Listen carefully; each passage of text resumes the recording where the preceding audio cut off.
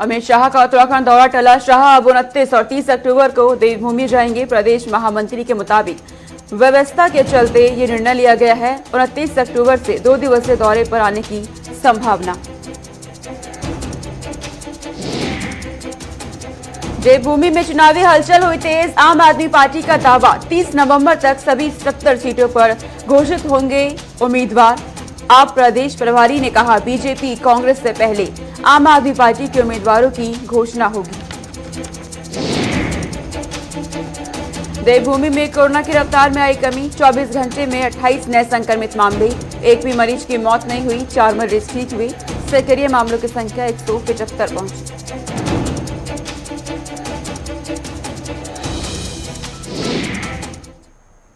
नमस्कार, बहुत स्वागत है आप सभी का। आप देख रहे हैं गुलिस्तान न्यूज। मैं आपके साथ सोनिका सिंह। बुलेटिन की शुरुआत करते हैं। तमाम बड़ी खबरों से आपको रूबरू कराएंगे। इस वक्त की बड़ी जानकारी सामने आ रही है। उत्तराखंड से केंद्रीय गृह मंत्री अमित शाह का उत्तराखंड दौरा टल गया है। बड़ी जानकारी इस वक्त की आपको बता दें, अमित शाह अब 29 और 30 अक्टूबर को उत्तराखंड दौरे पर जाएंगे। वहीं प्रदेश महामंत्री के मुताबिक व्यवस्था के चलते ये निर्णय लिया गया है। 29 अक्टूबर से 2 दिवसीय दौरे पर आने की संभावना है। दरअसल पहले 16 और 17 अक्टूबर को आना था, लेकिन अब यह दौरा टलकर 29 और 30 अक्टूबर को हो गया है। यानी अब केंद्रीय गृह मंत्री अमित शाह 29 और 30 अक्टूबर को उत्तराखंड आएंगे। तो बड़ी जानकारी इस वक्त की। 29 अक्टूबर से 2 दिवसीय दौरे पर आने की संभावना है। फिलहाल कार्यक्रम तय किए जा रहे हैं कि क्या कुछ कार्यक्रम अमित शाह का उत्तराखंड दौरे के दौरान रहेगा। उत्तराखंड से हमारे ब्यूरो चीफ सीधे हमारे साथ जुड़ गए हैं तमाम जानकारी के साथ। धीरेन्द्र, अमित शाह का दौरा रद्द हो गया है। अब 29 और 30 अक्टूबर को आने वाले, क्या वजह है इसके पीछे?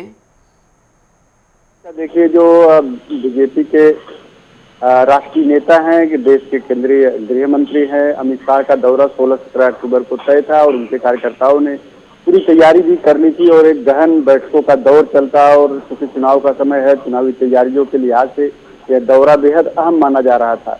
लेकिन कल ही उनके जो प्रदेश महामंत्री हैं कुलदीप कुमार ने बताया कि गृह मंत्री की व्यस्तता के चलते यह दौरा अब रद्द हो गया है और अब ये आगामी 29-30 अक्टूबर को संभावित है। उन्होंने अभी ये भी नहीं बताया है कि ये जो 29-30 का दौरा तय ही हो गया है, लेकिन उन्होंने संभावना जताई है कि 29-30 अक्टूबर को शायद गृह मंत्री उत्तराखंड आ सकते हैं और पार्टी कार्यकर्ताओं से मिल सकते हैं और उत्तराखंड की जो वर्तमान स्थिति है पार्टी की, संगठन की, उसके बारे में जानकारी ले सकते हैं।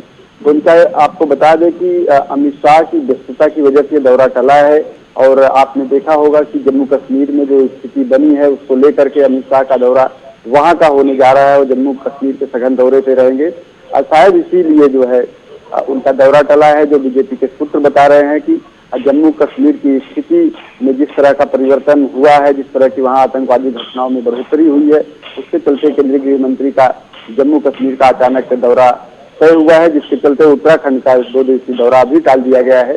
लेकिन 29-30 अक्टूबर तक उनके उत्तराखंड आने की संभावना है, जो बीजेपी नेता ने बताया है। और उन्होंने कहा है कि जो सभी प्रभारी और सह प्रभारी 70 की 70 विधानसभाओं में जो तय किए जा चुके थे संगठन की तरफ से, उनको उन विधानसभाओं के प्रवास के लिए बोल दिया गया है और अमित शाह जब आएंगे तो उन प्रभारियों के पास उस प्रवास की कुछ रिपोर्ट भी उनके सामने रखी जाएगी और पार्टी को थोड़ा और समय मिल गया है अपनी सांगठनिक तैयारियों को अंजाम देने का।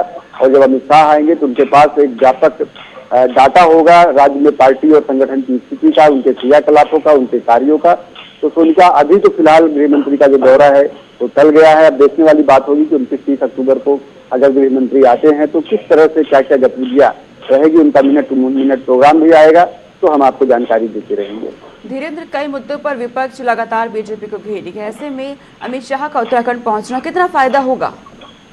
बिल्कुल, देखिए, अमित शाह को बीजेपी का चाणक्य भी कहा जाता है। आपने देखा होगा कि उत्तर प्रदेश हो या उत्तराखंड हो या महाराष्ट्र हो, झारखंड हो या कोई भी ऐसा स्टेट जहाँ पे बीजेपी एक प्रमुख पार्टी के तौर पे है, वहाँ पे अमित शाह जो है मुख्य रणनीतिकार के तौर पे उभर करके आते हैं।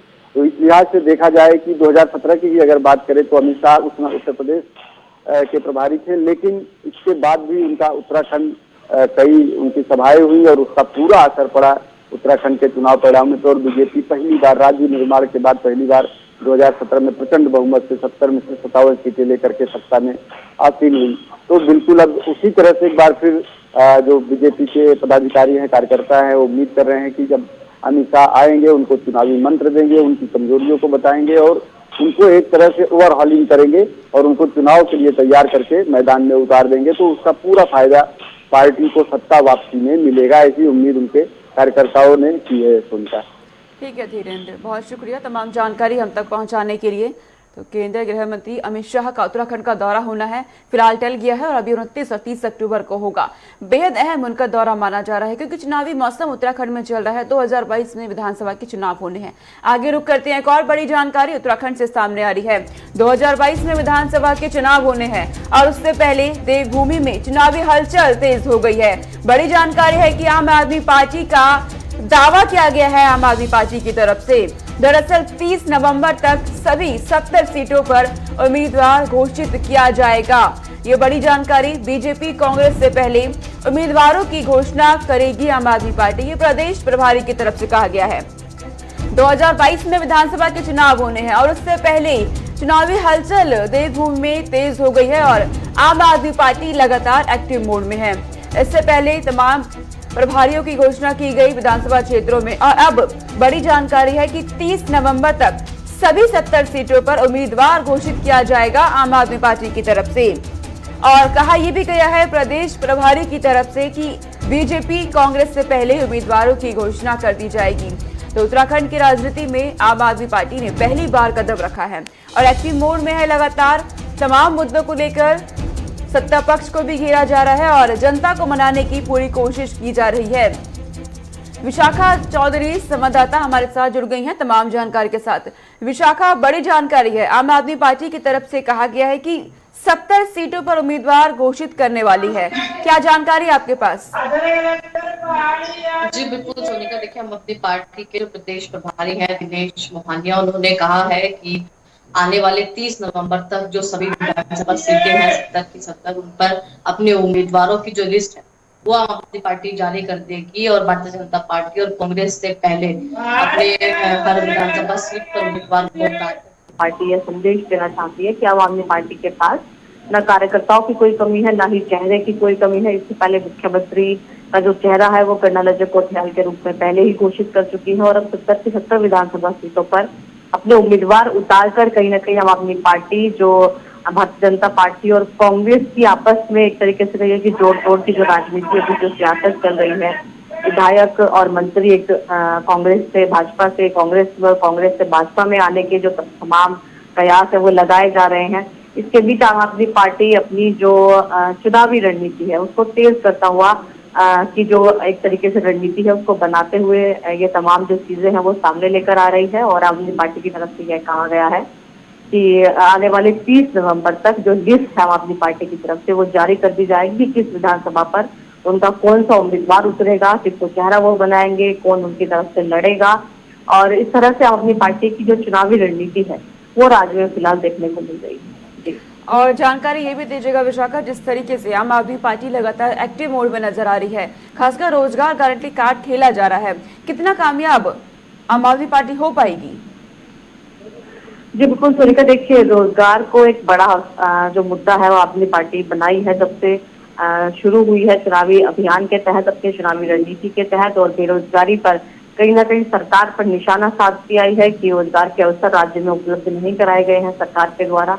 और यही एक मुद्दा है जिस पर तमाम उसी के इर्द गिर्द चुनावी रणनीति है आदमी पार्टी की वो गढ़ी गई है। और जाहिर तौर पर जो रोजगार गारंटी कार्ड है उसको लेकर आम आदमी पार्टी की तरफ से दावे किए गए हैं कि बहुत जो युवा है वो भारी संख्या में उनके साथ रजिस्ट्रेशन करा रहे हैं, जुड़ रहे हैं। 18 से 35 वर्ष के जो युवा है वो उनके साथ है, उनका वोट बैंक उनके साथ है और रोजगार के मुद्दे पर आम आदमी पार्टी को वोट देंगे। लेकिन यह समय बताएगा कि किस तरह से यदि आम आदमी पार्टी दावे कर रही है कि युवा वोट बैंक उनके साथ है तो किस विधानसभा से किस उम्मीदवार को कितना युवा वोट बैंक मिलता है यह तो चुनाव में पता चलेगा। लेकिन फिलहाल आम आदमी पार्टी की तरफ से जाहिर तौर पर जो युवा वोटर्स हैं उनको लुभाने की पूरी कोशिश की जा रही है। रोजगार को लेकर, बेरोजगारी के मुद्दे को लेकर सरकार को घेरा जा रहा है और कांग्रेस और भाजपा दोनों पर आम आदमी पार्टी आरोप लगा रही है कि राज्य में बारी बारी जो सत्ता है वो कांग्रेस को भी मिली है और भारतीय जनता पार्टी को भी मिली है, लेकिन रोजगार को लेकर दोनों ही पार्टियों ने कहीं कोई काम नहीं किया है। और अपनी पार्टी यदि सत्ता में आती है तो वो 1 साल के भीतर 6 महीने के भीतर 1 लाख से अधिक जो नौकरियां हैं उसके अवसर राज्य में उपलब्ध कराएगी। ये तमाम दावे आम आदमी पार्टी की तरफ से किए जा रहे हैं। विशाखा, आम आदमी पार्टी की तरफ से कहा गया है कि 70 सीटों पर बीजेपी और कांग्रेस से पहले ही उम्मीदवार उतार देगी। क्या हलचल इसके बाद आप देख रही हैं उत्तराखंड की राजनीति में? जी बिल्कुल सोनिका, देखिए इससे पहले जो तमाम चीजें थी वो यह लग रहा था कि आम आदमी पार्टी, भारतीय जनता पार्टी और कांग्रेस से कहीं ना कहीं जो नाराज लोग होंगे या जिनको टिकट नहीं मिलेगा उन लोगों को अपनी जो पार्टी में शामिल करके उनको विधानसभा सीटों पर उतारेगी। लेकिन अब जिस तरह से आम आदमी पार्टी की तरफ से घोषणा करी गई है कि भारतीय जनता पार्टी और कांग्रेस से पहले अपनी लिस्ट जारी करेगी, तो जाहिर तौर पर यह दर्शाता है कि कम से कम जो कार्यकर्ता हैं, जो उम्मीदवार हैं, उनके तौर पर जो आम आदमी पार्टी है वो बिल्कुल निश्चिंत है और उन्हें पता है पहले से ही कि किस सीट पर अपने किस कार्यकर्ता को, किस उम्मीदवार को उतारना है, ताकि जो उद्देश्य है आम आदमी पार्टी का वो पूरा किया जा सके। ठीक है विशाखा, बहुत शुक्रिया तमाम जानकारी हम तक पहुंचाने के लिए। आगे रुक करते हैं, आपको बता दें उत्तराखंड ने जिस तरीके से आपदा की मार झेली उसके बाद कई गांव उजड़ गए और अब बड़ी जानकारी है कि आपदा से उजड़े 83 गांवों को सरकार ने एक बार फिर से बसाया। सीएम धामी ने अधिकारियों को निर्देश दिए हैं इसके लिए। तो बड़ी जानकारी इस वक्त के सामने आई है। गांव के पुनर्वास के कार्यों को प्राथमिकता के आधार पर पूरा किया जाए कहा गया है और पुनर्वास पर सरकार के अब तक 61.02 करोड़ रुपए खर्च हुए हैं। ये बड़ी जानकारी इस वक्त की। तकरीबन 83 गांवों को सरकार ने एक बार फिर से बसाया है। उत्तराखंड में आपदा जिस तरीके से आई और उस आपदा की मार उत्तराखंड ने झेली, साथ में तबाही लोगों में देखी गई, लोगों के घर उजड़ गए। इसके बाद अब सीएम धामी की सरकार की तरफ से कदम उठाया गया है। तकरीबन 83 गांवों को एक बार फिर से सरकार की तरफ से बताया गया और गांव के पुनर्वास के कार्य को प्राथमिकता के आधार पर भी रखा गया है, सीएम धामी की तरफ से कहा जा रहा है। साथ ही साथ कई करोड़ रुपए इस पे खर्च हुए हैं। धनराज गर्ग संवाददाता मेरे साथ जुड़ गए हैं तमाम जानकारी के साथ। धनराज, जानकारी मिल रही है कि जो आपदा में उजड़ गए थे गांव, अब उन्हें एक बार फिर से बसाया गया है उत्तराखंड सरकार की तरफ से। जी सोनिका, बिल्कुल जिस तरीके से उत्तराखंड एक पर्वतीय क्षेत्र कहा जाता है और तमाम यहाँ पर आपदाएं आती रहती हैं। आपने देखा होगा 2013 में भी जब केदारनाथ में आपदा आई थी तो गांव के गांव उजड़ गए थे और लगभग ऐसे 83 गांव ऐसे हैं जो उजड़ गए थे, जिनको मुख्यमंत्री पुष्कर सिंह धामी ने साफ तौर पर कहा है कि जो 83 गांव हैं उनको सरकार ने बसाने का काम किया है, दोबारा से पुनर्वास उनका कराने का काम सरकार ने किया है, जिसमें 61.02 के लगभग करोड़ के लगभग खर्चा आया है और तमाम जो पुनर्वास गांव का है वो किया जा रहा है। और साथ ही अधिकारियों को भी निर्देश दे दी है मुख्यमंत्री पुष्कर सिंह धामी ने कि जो पुनर्वास गांव बसाने का कार्य है उसको जल्द से जल्द निपटाया जाए, क्योंकि जिस तरीके से देखा जाए कि लोग अभी भी बिना छत के खुले आसमान में अपना गुजर बसर करने के लिए मजबूर हैं, तो कहीं ना कहीं ऐसे लोगों के लिए मुख्यमंत्री पुष्कर सिंह धामी लगातार सतर्क होते हुए नजर आ रहे हैं और साफ तौर पर उन्होंने अधिकारियों को कड़े शब्दों में निर्देश दिए हैं कि कोई भी ऐसा पुनर्वास का कार्य बाकी ना रहे और जल्द से जल्द इसको निपटा जाए। यानी कि 2022 का चुनाव नजदीक है और आचार संहिता भी लगने वाली है उत्तराखंड में सोनिका। उससे पहले ही मुख्यमंत्री पुष्कर सिंह धामी का प्रयास है कि जो लोग अभी खुली छत के नीचे हैं उनको कहीं ना कहीं छत जरूर दी जाए और पुनर्वास उन गांवों का किया जाए। जी सोनिका, यानी धनराज, गांव को एक बार फिर से बसाने के जरिए वोट बैंक तैयार करने की पूरी कोशिश है।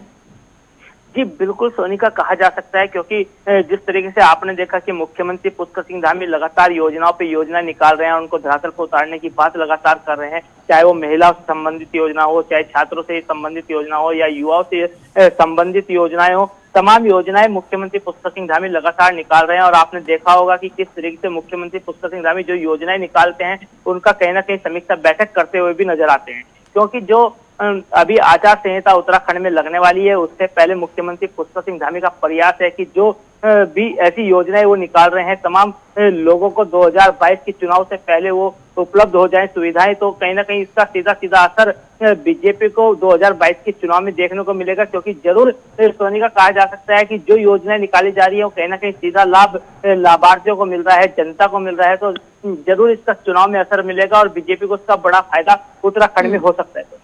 धनराज, सीएम धामी की तरफ से कहा जा रहा है कि प्राथमिकता के आधार पर रखा गया है गांव को बसाना और करोड़ों के खर्च भी इसमें हुए हैं। क्या वाकई वही तस्वीर देखने को भी मिल रही है जो कहा जा रहा है?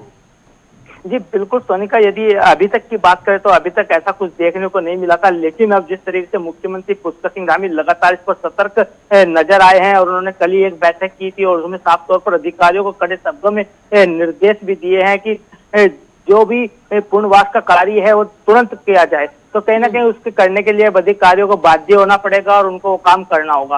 क्योंकि जिस तरीके से देखा जाए कि जब 2013 की आपदा आई थी तो कहीं ना कहीं गांव उजड़ गए थे और गांवों को उजड़ने के बाद अभी तक भी उनको छत नहीं मिल पाई है। तो कहीं ना कहीं ऐसे लोग अभी भी मौजूद हैं जिनको अभी तक छत नहीं मिल पाई है और खुले आसमान के नीचे सोने को मजबूर हैं। तो कहीं ना कहीं उनके लिए मुख्यमंत्री पुष्कर सिंह धामी ने सोचते हुए साफ तौर पर निर्देश जारी कर दिए हैं। अब देखने वाली बात होगी कि क्या अधिकारी इसमें कुछ एक्टिव मोड में आते हैं या नहीं आते हैं, ये तो आने वाला समय ही बताएगा। लेकिन सोनिका ये सच है कि जब इन लोगों को छत मिलेगी तो जरूर इनका रुख बीजेपी की ओर जाएगा और बीजेपी को 2022 के चुनाव में इसका फायदा जरूर मिलेगा। ठीक है धनराज, तमाम जानकारी आपने हम तक पहुंचाई, बहुत शुक्रिया तमाम जानकारी पहुंचाने के लिए। आगे रुख करते हैं, कांग्रेस की तरफ से शहीदों को श्रद्धांजलि दी गई है। तो जानकारी सामने आ रही है देवभूमि से, कांग्रेस ने भी शहीदों को श्रद्धांजलि दी है। शहीद जवान सोनित कुमार सैनी के लिए कैंडल मार्च निकाला गया है और साथ ही साथ कांग्रेस की तरफ से वीर शहीदों को भावपूर्ण श्रद्धांजलि दी गई है। कैंडल मार्च में कांग्रेस के कई दिग्गज नेता भी मौजूद रहे। तो शहीदों पर बीजेपी की तरफ से भी लगातार सम्मान यात्रा निकाली जा रही है, शहीदों के गांव पहुंचा जा रहा है। इसमें कांग्रेस भी अब पीछे नहीं रही, कांग्रेस ने भी शहीदों को श्रद्धांजलि दी है। शहीद जवान सोनित कुमार सैनी के लिए कैंडल मार्च निकाला और इस दौरान कांग्रेस के कई दिग्गज नेता भी मौजूद रहे। तो जिस तरीके से हमारे जवान शहीद हुए, उसके बाद कांग्रेस की तरफ से भी शहीदों को श्रद्धांजलि दी जा रही है।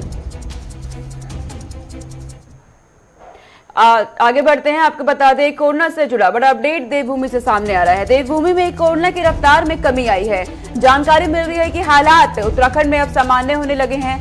24 घंटे में 28 नए संक्रमित मामले सामने आ गए हैं और एक भी मरीज की मौत नहीं हुई। 24 घंटे में 4 मरीज ठीक हुए। हालांकि ये राहत भरी खबर है कि एक भी मौत नहीं हुई है बीते एक सप्ताह से। 175 सक्रिय मामले उत्तराखंड में फिलहाल मौजूद है। हालांकि आंकड़े जरूर बढ़ गए हैं बीते दिन के मुकाबले, लेकिन हालात सामान्य हो रहे हैं उत्तराखंड में और प्रशासन की तरफ से भी लगातार कोशिशें की जा रही हैं तीसरी लहर को देखते हुए, क्योंकि विशेषज्ञों की तरफ से तीसरी लहर की आशंका भी जाहिर की गई है। हालांकि त्योहारी सीजन चल रहा है, तो ऐसे में प्रशासन की तरफ से तमाम व्यवस्थाएं की जा रही हैं बाजारों में, ताकि किसी तरह की लापरवाही ना हो सके, भीड़ को नियंत्रित रखा जा सके।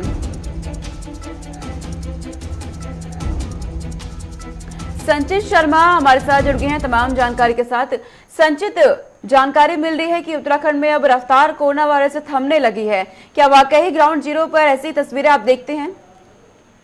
जी बिल्कुल सोनिका, देखिए आपको बताना चाहूंगा कि जिस तरीके से कोरोना की रफ्तार में उत्तराखंड के अंदर कमी आई है, तो साथ ही साथ अब कोरोना का भय भी लोगों के अंदर से कम होने लगा है। देखिए जिस तरीके से कोरोना जब अपनी पीक पर था सेकंड वेव के दौरान, तो अब तब लोगों को काफी डर था कोरोना का, लेकिन अब जैसे जैसे कोरोना की रफ्तार में कमी आई, लोगों की लापरवाही भी मार्केट में दिखने को मिलती है, चाहे वो त्योहारों के रूप में हो, चाहे वो किसी भी रूप में कहा जाए।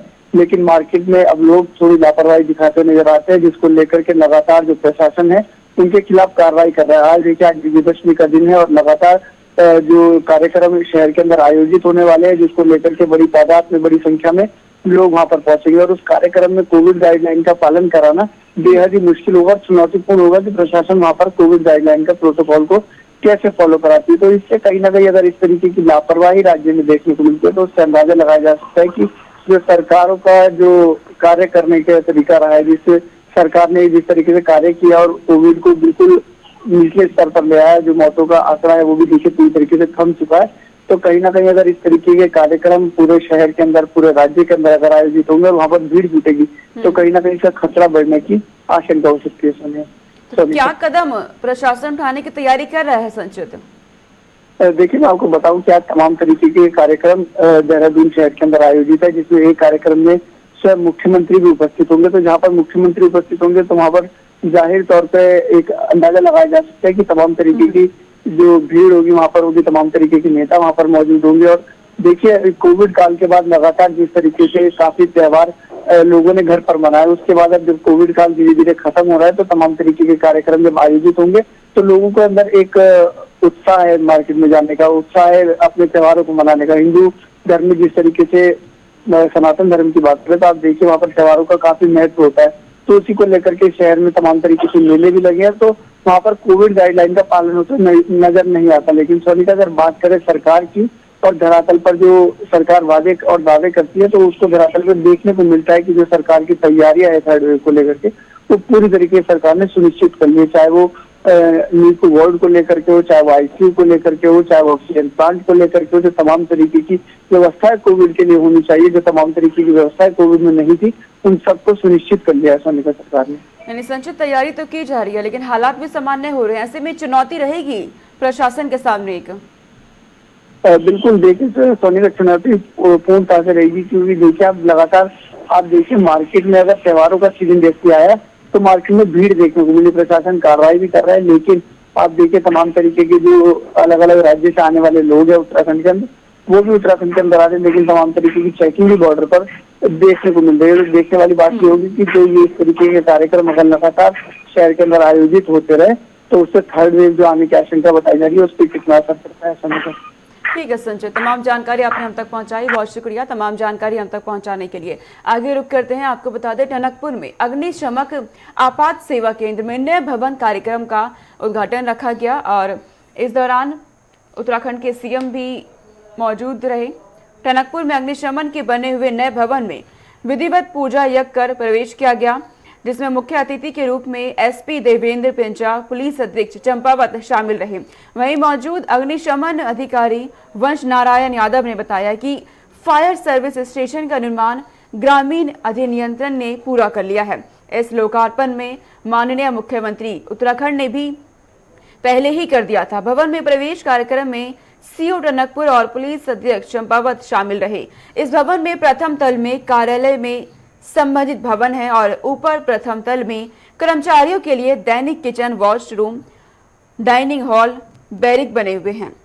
तो टनकपुर में अग्निशमन आपात सेवा केंद्र में नए भवन का प्रवेश कार्यक्रम, इसका निर्माण ग्रामीण अभियंत्रण सेवा द्वारा पूर्ण कर लिया गया है और जिसका लोकार्पण माननीय मुख्यमंत्री जी द्वारा पहले ही कर दिया गया था। लेकिन ये नवरात्र का महीना चल रहा है तो गृह प्रवेश के रूप में हमने जो है एक छोटा सा हवन का और पूजा पाठ का आयोजन किया है, जिसमें श्रीमान पुलिस अधीक्षक महोदय द्वारा यहाँ पे आगमन हुआ उनका और उनके द्वारा पूजा पाठ किया गया है। बाकी जो है लोकार्पण पहले ही हो गया था, आज केवल पूजा पाठ का कार्यक्रम था जिसमें। आगे बढ़ते हैं, पंजाब से इस वक्त बड़ी जानकारी सामने आ रही है। दरअसल बड़ी जानकारी है कि दिल्ली के सीएम अरविंद केजरीवाल पर पंजाब सीएम ने निशाना साधा है और सीएम चन्नी ने दिल्ली सीएम के वादों को झूठा बताया है। तो बड़ी जानकारी सामने आ रही है, सीएम केजरीवाल ने उद्योगपतियों से वादा किया था, तमाम वादे केजरीवाल की तरफ से किए गए उद्योगपतियों से। साथ ही सीएम चन्नी कह रहे हैं कि पंजाब सरकार सभी वर्गों को 24 घंटे बिजली दे रही है। जिस तरीके से अरविंद केजरीवाल बिजली कार्ड खेल रहे हैं, पंजाब में भी मुफ्त बिजली देने का वादा किया गया है। अब उसके बाद सीएम चन्नी कह रहे हैं कि पंजाब सरकार सभी वर्गों को 24 घंटे बिजली दे रही है और उद्योगपतियों से मुलाकात की गई थी। सीएम अरविंद केजरीवाल ने अपने पंजाब दौरे के दौरान तमाम वादे किए गए उनके साथ। अब इसी पर सीएम चन्नी की तरफ से निशाना साधा गया है। कहा जा रहा है कि सीएम केजरीवाल की तरफ से झूठे वादे किए जा रहे हैं, जनता को के साथ झूठे वादे और झूठे दावे उनकी तरफ से किए जा रहे हैं। दरअसल 2022 में विधानसभा के चुनाव होने हैं पंजाब में और उससे पहले राजनीति पंजाब की देख रहे हैं गर्माती जा रही है। दिल्ली के सीएम अरविंद केजरीवाल पंजाब दौरे पर पहुंचे, उद्योगपतियों के साथ मुलाकात की गई और इस दौरान तमाम वादे उनकी तरफ से किए गए, जिस पर सीएम चन्नी साहब ने भी अपनी प्रतिक्रिया देते हुए कहा कि अरविंद केजरीवाल झूठे और वादे कर रहे हैं, झूठे और वादे उनकी तरफ से किए जा रहे हैं। तो पंजाब से बड़ी जानकारी आपको दे रहे थे। 2022 का विधानसभा चुनाव होना है और उससे पहले सियासत गर्माती जा रही है। हालांकि 2022 में साफ होगा कि कौन सत्ता पे काबिज होगा। फिलहाल इस बुलेटिन में इतना ही। देश और दुनिया की तमाम खबरों के लिए देखते रहिए गुलिस्तान न्यूज। नमस्कार।